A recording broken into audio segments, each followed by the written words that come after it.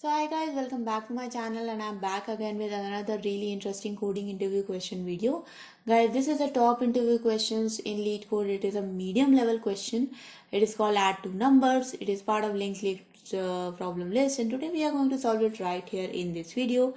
Guys, you know that I do a lot of programming and coding related content, and if you want to learn programming with me and you like my content, then please do subscribe to my channel, hit the bell icon for further notifications. Do give this video a big thumbs up guys and share it with your friends as well. And if you have any questions, comments, suggestions, feedback for my videos, then please do put them in the comment section below. I would definitely address them as soon as possible. Now without delaying this video any further, let's get started. So first of all, let's read the problem statement. Guys, the problem statement is called add two numbers and it is pretty straightforward. We are basically given two linked lists here and we basically have to add the numbers in these linked lists. So 2 plus 5 becomes equals to 7. But in the next case, we have 6 plus 4. Here the number becomes 10, which is a two-digit number. So that's why the second digit becomes the node value, but the first digit, that means 1, becomes the carry forward. So in the carry forward, for the next two nodes in the linked list, we will add the carry forward number, which is 1 as well. So 4 plus 3 plus 1 becomes equals to 8. So that's why our resultant linked list becomes equals to 7, 0 and 8. Another example here is that if linked list 1 is having 0 and list 2 is also having 0, then output will be 0. And another input here is that we have got 99999 and there is another list. So basically we will keep on adding the number and we will keep on having a carry forward. So in the end, our output will have a 1 in the end because we will have a carry forward after adding all these 4 nines into this number. So in the end, we have to add one more element in our linked list. So this is one more length than that of the linked list 1. And in the extra element, we will be basically having the carry forward value. The constraints are also very simple, that each linked list is in the range of 1 to 100. The value of the nodes is from 0 to 9. So because the value is from 0 to 9, guys, even if we have 9 and 9 added from two linked lists, and even if we add one carry forward, the maximum number which we can reach is 19. So we have to keep this into mind, that the carry forward number will never be greater than 1. It will always be 1 or it will be 0. And it is also guaranteed that the list represents a number that does not have any leading 0. So basically, none of the linked list will start from 0. That's also clear. Now let's jump forward to the solution, guys. And the solution is really straightforward for this problem, guys. We are just going to iterate both the linked list. We are going to maintain a integer value called as carry, and we are going to add that carry value into our numbers as soon as we traverse the list. So let's start with the solution, guys, and I'm just going to initiate a list node variable called as head. This will be the head of the resultant linked list which we will actually return. So list node head becomes equals to null. This node previous becomes equals to null. So this will be the previous value. And the next value of this pointer will be actually our new linked list node, which we will create by adding the numbers. Another thing is going to be the carry, which we initialize to 0. If there is any carry forward value, we will set this number to 1, or obviously the carry forward value. Now let's start looping the list while L1 is not equals to null and L2 is not equals to null. Just simply check if create a num variable. The num becomes equals to L1 dot val plus L2 dot val plus carry. Okay. Now we have to check if this number is greater than 9 or not. So if this is a double digit number, then carry becomes equals to 1 and number will be equals to the number mod 10, which will be definitely the second digit of the number. Else, if this is not greater than 9, then just reset the carry value to 0. Now we have to create a new node. So if my head node is equals to null, it means that no first node has been created. In that case, head becomes equals to new list node and pass num here, and previous becomes equals to head. But if the head node is not equals to null, that means head node is already set.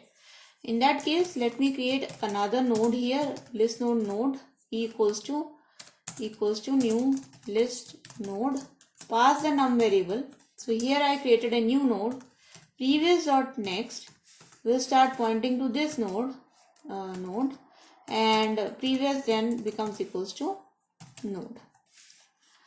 After this if else is completed, we have to increment the L1 value to L1 dot next. We have to increment the L2 value to L2 dot next.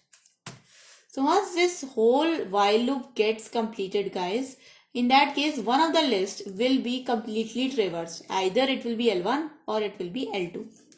Now we have to traverse the remaining linked list. So now I will create two while loops here. One while loop will only traverse the linked list L1.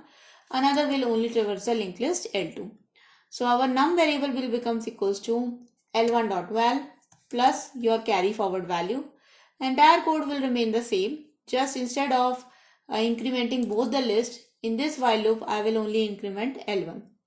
Similarly, in the next while loop, I will only take care of L2 list, and I will just think that my L1 list is already completely traversed, but L2 list is having some elements left. So here the number will becomes equals to L2.val plus carry. The other carry forward code and the setting of the head value will remain same. Just in the end, instead of incrementing L1 as well, I will only increment L2.next.